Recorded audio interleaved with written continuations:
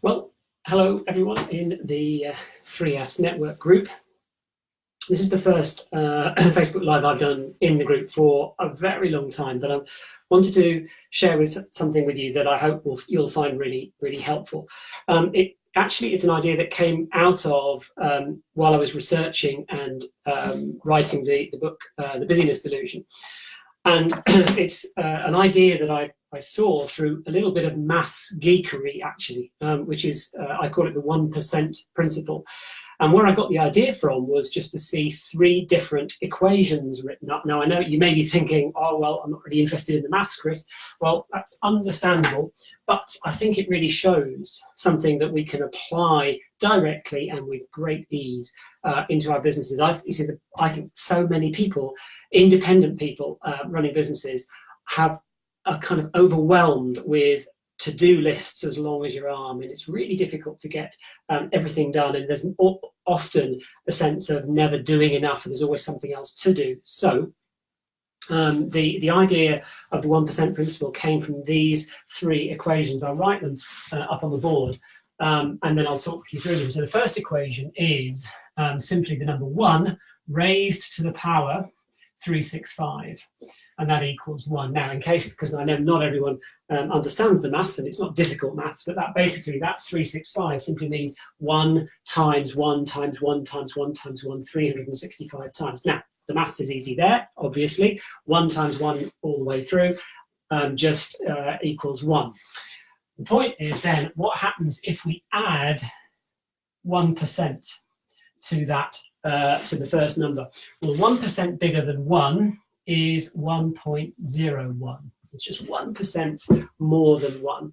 And if we take the 1.01 and we raise that to the power 365, so in other words, we make 1.01 times 1.01 times, etc., 365 times. What's the answer to that, do you think? What's the, if you take just a little bit more than 1 and multiply it up 365 times, how big do you think it gets? Do you think it gets to 2? Do you think it gets to 5? Well, you may be surprised that that actually equals 37 points. I think it's 8 or 0.4 or something. But the point is it's 37 times bigger than just the number 1. And the last one is, what if you do 1% less than the 1? So that would be 0.99. And we raise that to the 365. All right. And what happens then if you take 0.99 times 0.99 times 0.99 and so on? What if where does that go? Well, if you multiply anything less than 1, it gets smaller. So do you think it gets down to 0.9 or 0.75 perhaps? Again, you may be surprised to find that it actually comes out at less than 0.03. Well, fine, 3 geeky maths equations, and you might fairly be asking, so what? What does that matter? Well, let's just look at the difference between these two, between the middle one and the first one. 37, if we just look at the right-hand side of these equations, obviously this one, 37, is 37 times bigger than the first one. Fine, no big deal. But what about this way? Look at these two. 37 is actually roughly 1,500 times bigger than the bottom one. 1,500 times, it's a huge difference, right? So if you look at the right-hand side, we've got 37 times bigger or even 1,500 times bigger. So there's massive variation in the right-hand side. But if we just split the right, let's take a line down the middle. So there's massive differences on this side. But what about this side? What's the differences? What can we see? Well, as you can see, the difference is only 1%. It's tiny, right? The difference between 1 and 1.01 is just 1%. It's tiny. So the differences here on the left-hand side are really, really small. But the differences on the right-hand side are huge, right? They're really, really significant. So but these are equations, right? This equals this. How come? Well, of course, the trick and the answer is in the number 365. And obviously I chose that because that's the same, that's equivalent to saying every day of the year. So the point about this, and now how we take this idea and put it into practice in our work and in our business, is what is it that's the magic is in that 365. The magic is in the consistency of the approach. But how much do you need to do consistently? The answer is not very much at all. Tiny, tiny bits. So the point is, if you could take 1% more than you're currently doing, or 1% of the bit that will really move you forward, never mind doing more, 1% that will actually move you forward, and do that consistently every day, you end up with really considerable impact from that work. Whereas if you don't do that little bit extra every day because it's a little bit hard or because it doesn't seem worth it, well, you do less than just a tiny bit less, and very quickly it goes down to practically zero. Right? These effects are really, really big.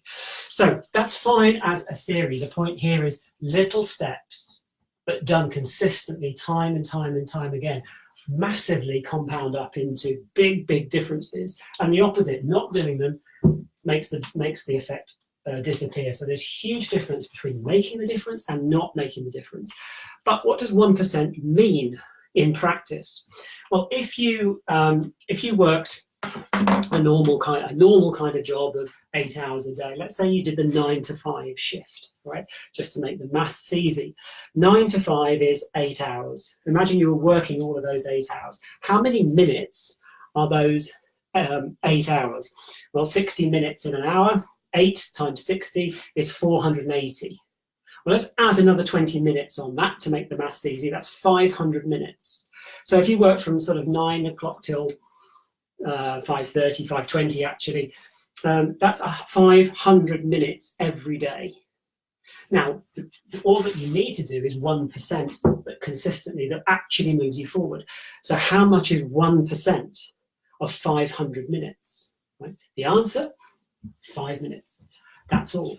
So 1% in real terms, in practice, is actually just 5 minutes. And the question is, can you make 5 minutes every day? And this is where the magic happens, because when people say, I need to find half an hour or 2 hours to do a really big piece of work, the reality is you don't need to if you do it consistently every day. Progress will seem slower.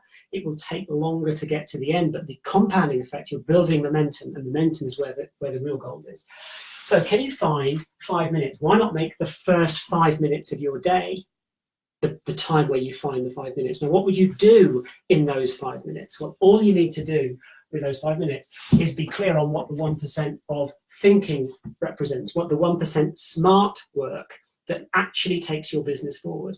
Right? If you're trying to improve conversion rates in your sales process, what's the one thing, the 1%, the tiny bit that you can now do that will make conversions a bit higher? Is it a better script? Is it a better training program for your people? Is it a better email in the sequence of emails?